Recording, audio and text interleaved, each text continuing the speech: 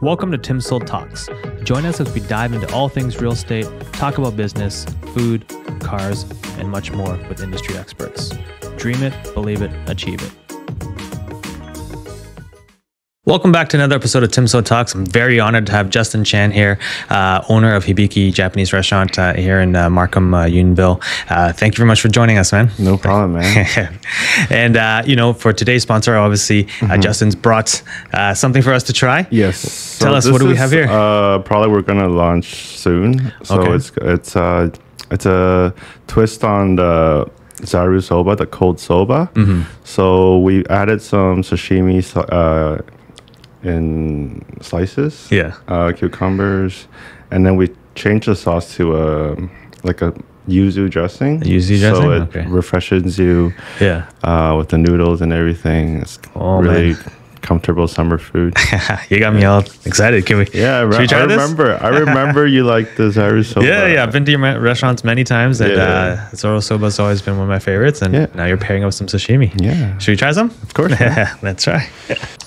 For those that can't see or watching or just listening on the Spotify, we got this. Can you explain zaru soba noodles? Zaru soba, it's cold wheat noodles. It's usually dipped in lightened soy with wasabi, green onions, and like a quail egg.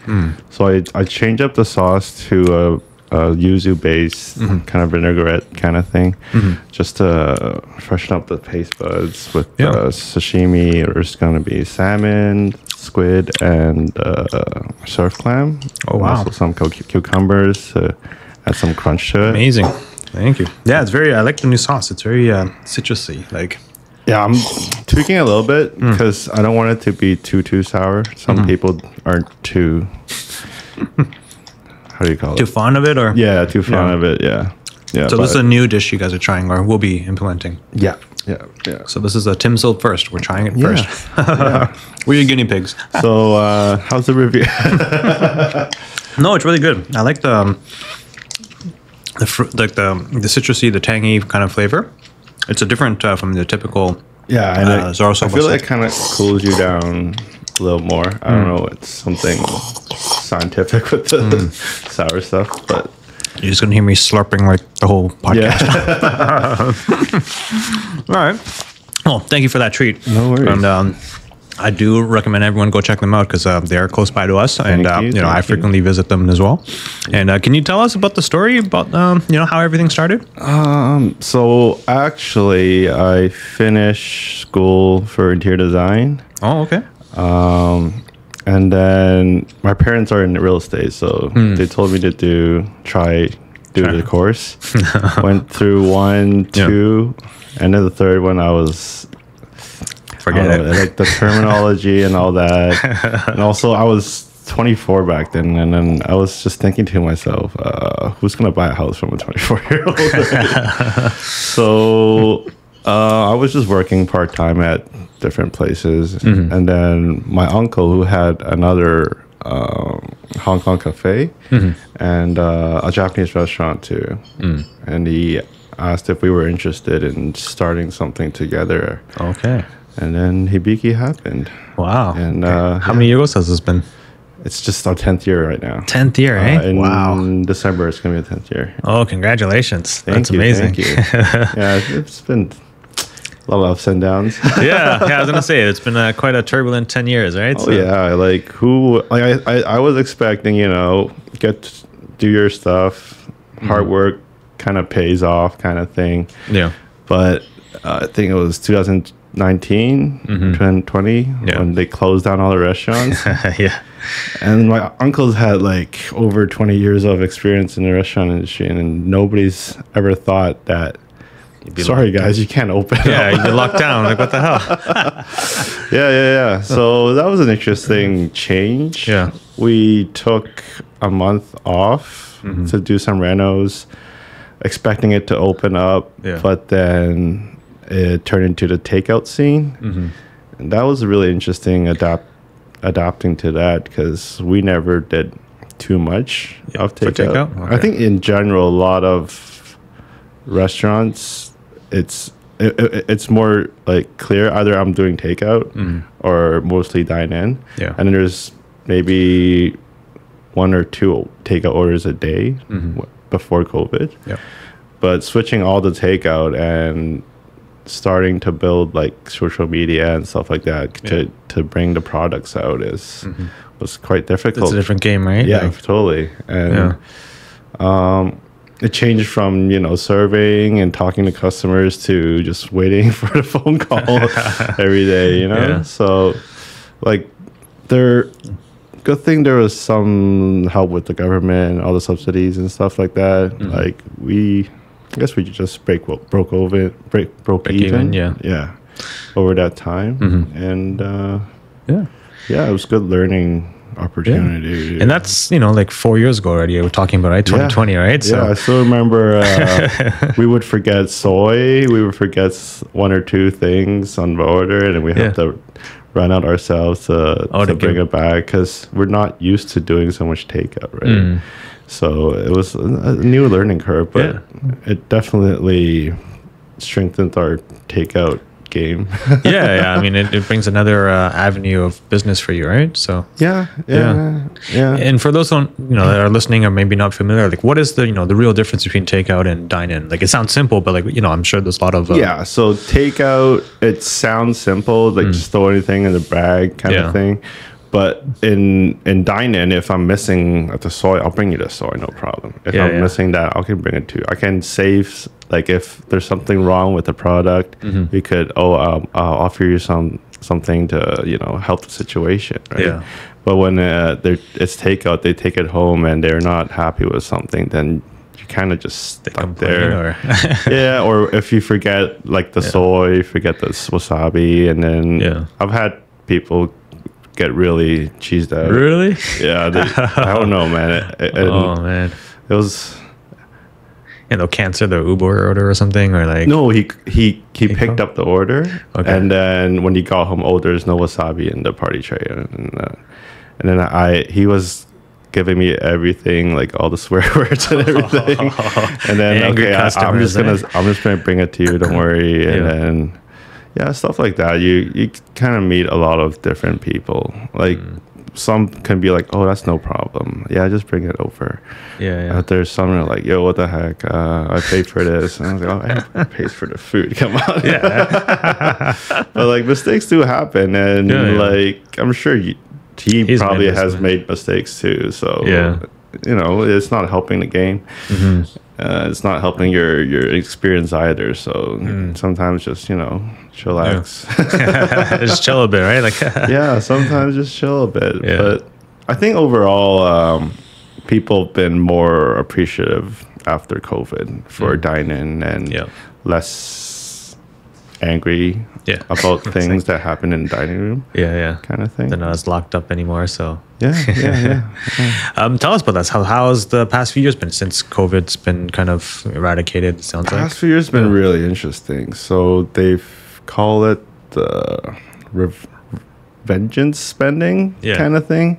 So when everything opened up, we were like crazy, really busy every day until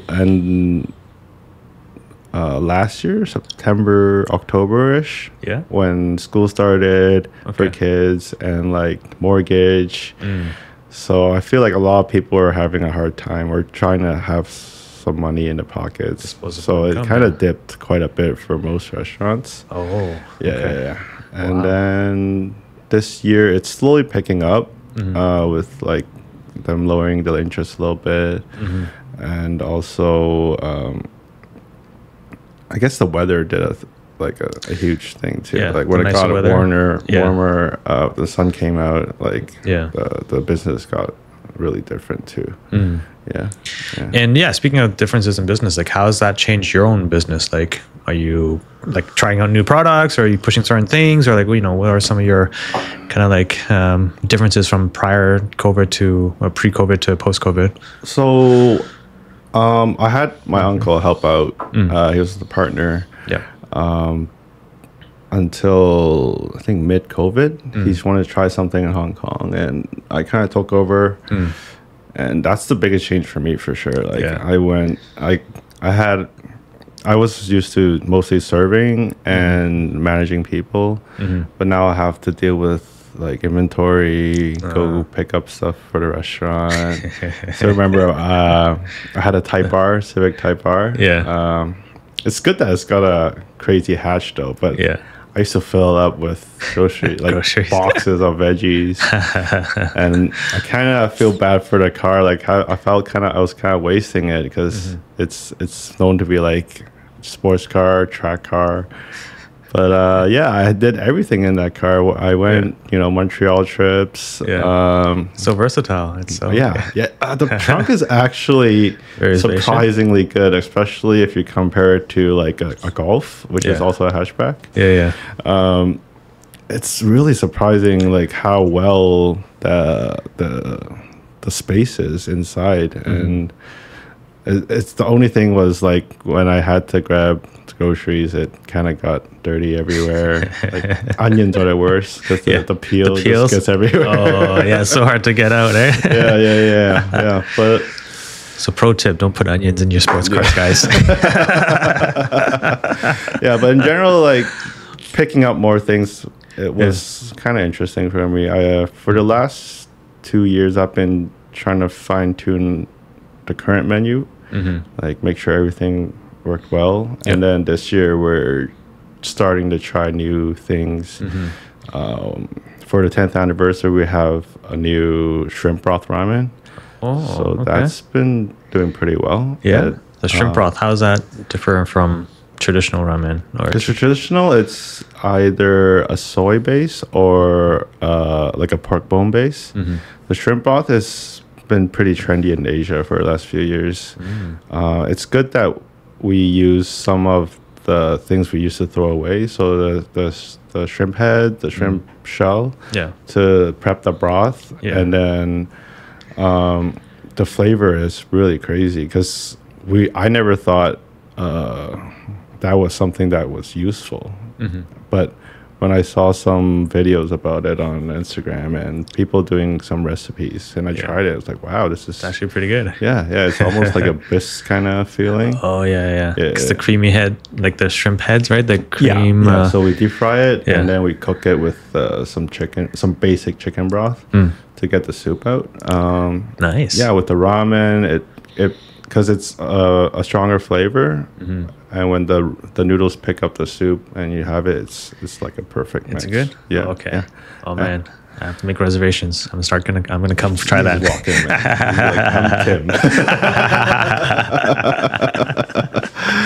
I'm Tim. Okay. Can you tell? Hibiki is quite a unique name. Can you guys kind of talk a bit more about that? How did you come up with that name, or what does inspiration? Yeah, that's a cool story too. Yeah. So at first, not knowing much about running or starting a restaurant, I was thinking, because I saw some free pianos on Kijiji or Facebook Marketplace, free pianos. And I was like, it would be so cool if we took out the lid and put a sushi case there. That'd be so cool. Oh. So I was asking some friends that knew a bit of Japanese, like what's like a name that kind of has something to do with like music and stuff like that. Yeah.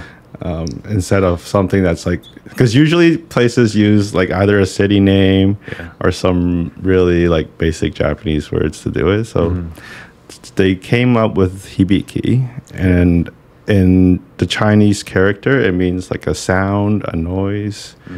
In Japanese, it kind of has like a harmony kind of definition to it. So I was like, oh, I like it. Oh, I like it. And it kind of, like in the Chinese meaning, it's kind of like a noise. And I think that kind of is a good thing for a restaurant, like to have noise. Noise, Yeah, so that it had nothing to do with the whiskey when we chose it. And funny enough, I don't know if your listeners know much about whiskey. The Hibiki just blew up around the same time. Yeah, and then there's no stock anywhere with the nicer ones, with the 12 years, 17. So before we opened, when we were waiting for like permits and stuff, our family went to California for like a family trip. Yeah. And like out of all places, in Costco, they had the Hibiki 12 on pallets for like, I think it was 60 or 80 bucks. Because that was like sold out everywhere. Right? It was before, it went crazy. Okay. So I knew there was this actually, no, I think I found out in California. Yeah. As I wasn't a big whiskey drinker back then. I was still young, you know. Yeah. Still Black Label and green tea kind of thing. Karaoke days. Yeah. So, yeah, I was like, oh, if Costco has it, or good old LCBO must have it. Yeah. And turns out it wasn't the story. And I had to hunt for it in Hong Kong and places like that when we opened, because definitely we want someone to like display and like you know. Yeah, because I remember the craze in LCBO. I was trying to get some, and like I just so happened to be in LCBO that one day, and they just had a new pallet kind of shipped off, and then like people were rushing to the lines, and luckily I was like third in line. I was like, okay, good, I'm ready to go. Two guys in front of me. One person took half of the stock, the other took the other person. I'm like, come on, guys, like what? There's no limit on this, like what? The guy in front felt sorry for me and gave me like 2 bottles. Like, oh, here you go. I was like, what is it? Because it's one of the first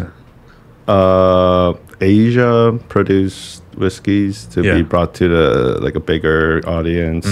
It got some reward. Okay. And right now I kind of feel like it's overhyped, because the one we get at LCBO is it's called the Harmony. Yeah. And it's just a blended one. There's nothing like crazy special about it. Right? Like for the price right now, I'd probably just get some scotch or something else. Yeah. Scotch prices have gone up. Oh yeah, quite a bit. Go to Macallan, man. Just milking. Do you know why, or what's? I think it has to do with China starting to like things. Okay. Same with cigars. Okay. Whiskey. Yeah. When Chinese consumers buy bulk, like crazy bulk. Yeah. I think when customers asked me if I knew where to get the higher end Hibikis, I was like, Hong Kong or China. You definitely find it there. You find it there, right? Yeah. For what price, I don't know. Maybe I'll introduce you to one of my friends. He actually imports whiskeys directly from the distilleries from Scotland. And so I mean, this one's in Japan, but like obviously if you're into some of the other stuff. That'll be cool, because we started hosting a whiskey tasting group. Oh, okay. So they usually just share the bottles. It's just that they're higher end bottles, and most people don't want to cough out a grand and open just it to try and that's it, I like it, right? So a bottle can pour out, I think, 22 shots. So the host just divides it up, and then they just share the price, and it's kind of non-profit for them. But they usually come around 7:38. It's around 20 of them. So they bring us business. And then around 9:30, 10, they start their tasting. The host starts talking about the bottles. And I think it's pretty cool. Like, I get to learn something. And the group is really chill. There's like people from different professions. And it's good to talk to different people, and it's definitely beneficial for me myself. Well, as a whiskey lover, you're getting more knowledge and more tastings, and and I guess it's a bit of a pivot to the business too, so you can host events at your restaurant, right? We're trying to do more like almost like omakase style. So customers can give us a budget per person. And then everybody gets the same serving of food. Can you speak a bit to that? Because I feel like the omakase has been very popular, a trend in the last little while, right? Especially after COVID, right? But definitely on Highway 7 alone, there's I think 3 or 4 that popped out after COVID. The math seems really easy. So you're seating 2 rounds, 10, 20 people per round. So the prep is a lot easier to order for food, the ingredients. But at the same time, I don't know if if Union or Markham Unionville can support 3 or 4 of omakase, because they're at least I think 100 a pop. Yeah. And it only goes up, right? Yeah.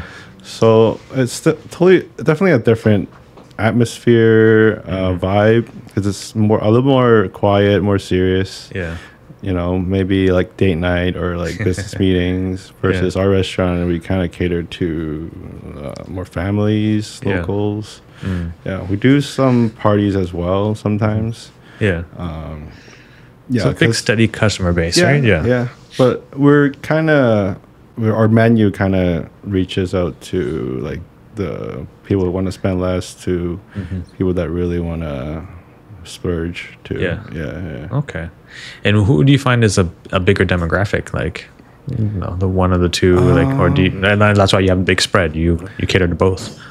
Yeah, but the main reason we didn't look into the omakase is because I feel like you definitely need all Japanese staff to make it like.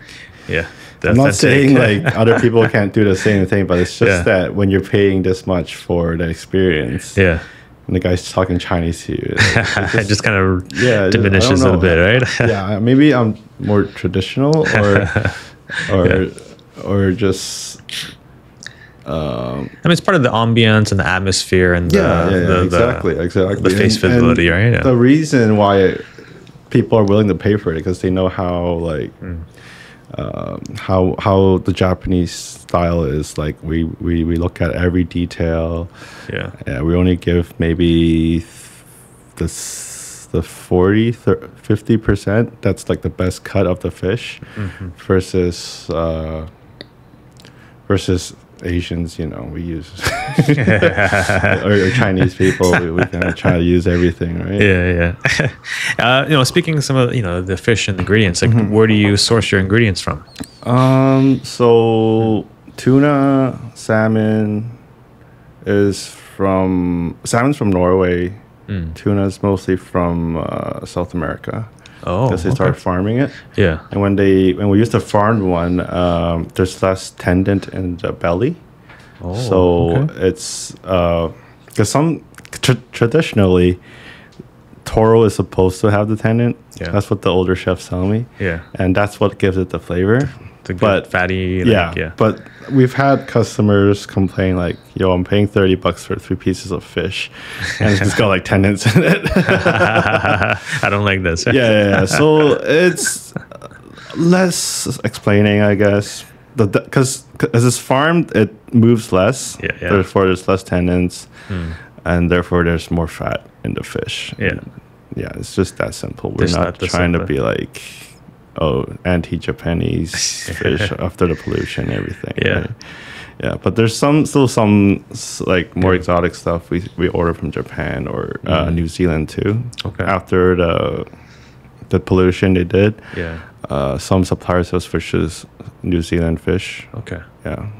Yeah, can you talk a little about that? Because there was a bit of a I don't know if it's propaganda or a scare or like after the release of that. Yeah. Situation in Japan. For us, it was pretty depressing, man. Like we just went through COVID. Yeah. We did really good after like that for that year. Yeah. And then right after that, they're like, "Oh, it's nuclear contamination." But honestly,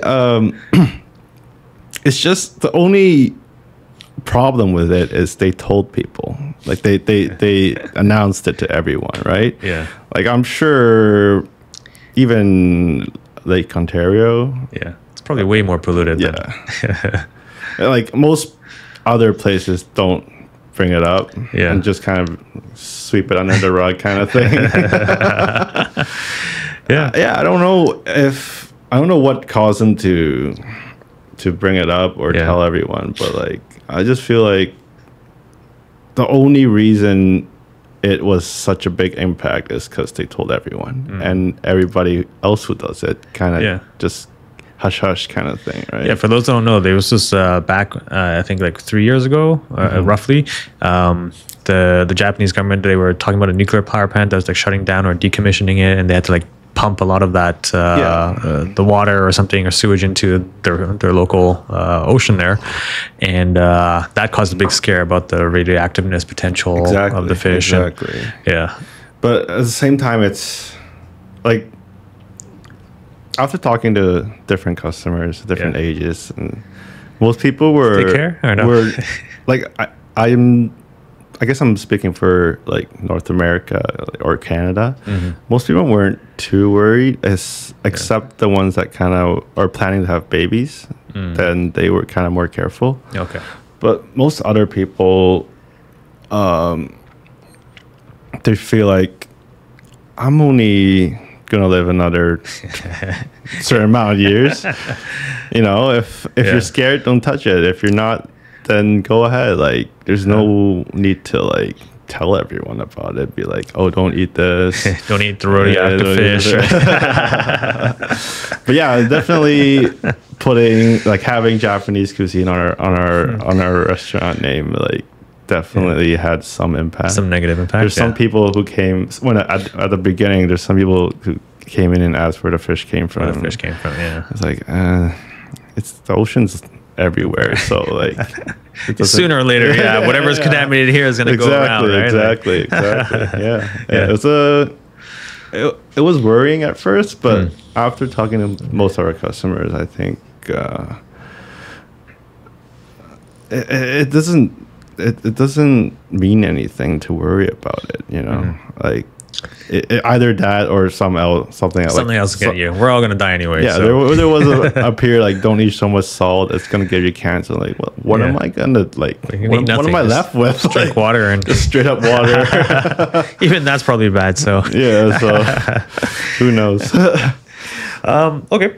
So, what was you said that your uncle was the one that kind of inspired you to start this up, but why Japanese food specifically, or what was a draw to it? It was mostly because he had experience with it. Okay. At first, I wanted to do, they call it, I'm just rephrasing it, but it's called Japanese Western food. Okay. So it's Western food with a little bit twist. of yeah. So you're talking like the curries or curries rice or like just small, almost like the new brunchy kind of style food. Yeah. With like a decent, because we make a pretty decent coffee with the siphon. Oh, okay. So I got inspiration from places I had when I was young in Hong Kong. And I learned, my parents got the siphon and I used to make it for them on weekends. Yeah. So I know how to operate the thing. And I thought like, cause it's like a vocal point. So the siphon is a glass coffee brewer. There's a top part where you put the grime. The bottom you put just hot water, and then they put a torch at the very bottom to boil the water up. Okay. And then it's around a minute when it's up there in the top part. Yeah. And then once you turn the fire off, it slowly just drips down back into the bottom. And in the middle there's like a filter. Okay. So this type, it's a lot smoother. It's a lot like a little lighter, but a lot of Asia demographic people really liked it. So that was my first. Right? That was my intention before the Japanese restaurant. Oh, like it's like a coffee shop or Japanese coffee. Yeah. But because there was nothing like that. There wasn't even like brunch stuff uptown back then. So we decided let's do something we kind of know. So we basically did something similar as his other Japanese restaurant. Yeah. And and then it's still now. And do you guys serve the coffee at Hibiki? Or? Yeah. So you can order it during dinner, and for lunch you can switch because we give out small desserts. Okay. So you can switch the dessert for coffee for $1.50. Nice. Yeah. That's a good swap. Yeah, I've always had those desserts. Cute little kind of like puddings. Like a panna cotta. My kids love them. Yeah. Okay, so you've run this business for 10 years now, for over a decade. What are the plans? Like, now you've kind of recovered from the pandemic lows. What big goals and aspirations do you have? I think right now, the ones who have money to spend are the younger generation, because they don't have all the adult stress, I guess, mortgage, all that stuff. So we're trying to bring in. We're gonna try some brunch stuff to the lunch menu. Cool. And also, cocktails is on the list too. We're trying. They call it chu hai in Japanese. It's like a izakaya drink. It's just Japanese soju, soda, and some flavoring syrup. So we have a few of those that we tried out, and we're about to launch it. Okay. So it's pretty simple, but for younger, it doesn't cost a lot. Like it'd probably be like $8 to $10. Simple, easy drink. Yeah. Do you guys make highballs? We're looking into it. Yeah, because I figured Japanese the restaurant inventory for Japanese whiskey is so on and off. Oh, okay. And I don't know if like switching it out, because it's hard to get the same bottle sometimes, right? Yeah. But if we can find a supplier that could keep it up, then we probably would try it. It's just that we don't want to change the whiskey every time. Yeah. And then the customer doesn't know what to expect sometimes, right? Yeah, and also for cost too, right? Yeah. Okay. Yeah. So if anyone's listening that supplies Japanese whiskey, you know who to find, right? Are you a big highball? I find it refreshing. Like I kind of got used to got into it because you're drinking the Scottish the malts, very strong, very peaty, very unique taste. But then you have some of the Japanese, and you mix it with a bit of club soda water, and it's very refreshing. It's like And I like those cool the clear ice balls that you do. Yeah, sometimes I'm like, it's definitely cool, but does it really change? Does it do anything? Yeah, much? I know. And like the molds you get from like Amazon or whatever, they can't do like the clear. Yeah. So is it worth it? Because I've known some like higher end places who bought like a machine to make the clear.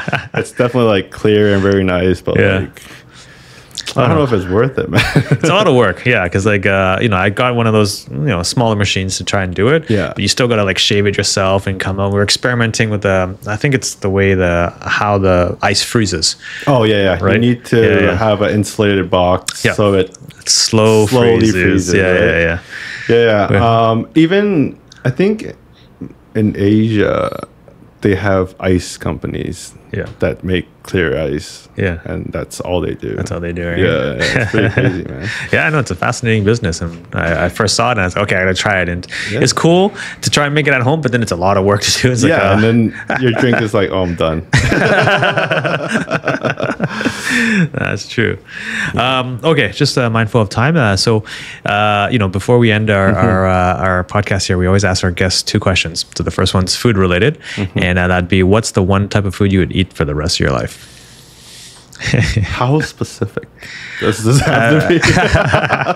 Could be a genre. It could be a specific dish. Could be, I think soup noodles. Soup noodles? Yeah. Okay. Yeah, that's my favorite too. Yeah, you kind of get the best of both worlds, man. Yeah. You get a little bit of the noodles and then you sip the soup. If the soup is done right, then like, that's a good meal. But any type, like, because there's so much variety of soup noodles, right? Like what's ramen or pho or wonton noodles or... That's a good question, actually. I don't know. I think I like stronger stuff. The shrimp ramen is pretty. Oh, shrimp ramen? Pretty bomb. Okay. Oh, that's pretty, something pretty bomb right now. I gotta come try that. I also like. I don't know. What's bakude? Bakude is like a Chinese herbal soup. They do in Malaysia and Singapore. Yeah. So it's some Chinese medicine and basically ribs. But okay. I'll make it for you sometimes. I started to make it at home, and like it's pretty, like it's really strong flavor. Yeah. But they say it kind of in Chinese they call it the the wetness in your body. Okay. So they say if you're having eczema and stuff like that, it's because there's a lot of wet chi in your body. Yeah. And apparently that kind of gets rid of it. And even on a hot day after you have it, it kind of, I don't know, sweat or like it just kind of cools you down. I don't know, it's weird, but like it definitely has something to do with the Chinese medicine, the Chinese herb. But that's another one. That's one of my top. Nice. Okay. Well, I look forward to trying that in. Okay, second feature or second question is, so what's the one feature you'd like to have in your dream home? A house feature. Oh, that's simple. Yeah. 10-car garage? 20 car garage? Okay, with a 10 car garage with 10 hoists. 10 hoists. So I can get 20 cars. Well, I think there is a listing up for like, I think there is underground. There's a Facebook group. Yeah. That is a Canadian house with a shop. Like basically it's like mechanic, listings for a big house, a decent house. Yeah. With like a shop where you can work on cars. Yeah. And there's this guy who's just running. It's like, wow, this guy's a genius. But at the same time, they're mostly like Hamilton, Kitchener. There's nothing really close by. Yeah. So there's one in the Cache Parkway area. Yeah, I think they built that. Cache Parkway ain't cheap, bro. I know. Yeah, I think they were listing it for like $10 million. Oh, okay. I think maybe skip one of the zeros. Like we can talk. I'll keep an eye out. Okay, so that pretty much wraps up this week's episode of TimSold Talks. Thank you very much, Thank you, Justin, for coming on and sharing your story. It's an amazing journey, and wish you continued success. Yeah. And where can our audience find you? We're at 4450 Highway 7 East. Yep. So we're on Highway 7, just next to Main Street Unionville. Yep. Yeah, very accessible location. And on Instagram and websites or our website is hibiki.ca. Instagram is hibiki_Toronto. Okay, perfect. Yeah, we're going to hashtag all those for everyone to find and put links to them too. If you enjoyed today's episode and looking to buy, sell, invest in real estate, you know who to call. Give us a follow. If you like today's episode, please give us a 5-star review and give us a heads up on or a thumbs up on Spotify. And remember, guys, dream it, believe it, achieve it. It's a beautiful day to sell homes. Thank you very much for listening, and thank you very much, Justin, for coming on. Thank you. Thank you, bud. Hi, I'm Tim Kern, and I proudly lead the TimSold team. We're voted as one of the top 3 brokerages in Markham, and we will sell your house fast and for top dollar with the least amount of hassle, or we guarantee to buy it. Call us today and start packing.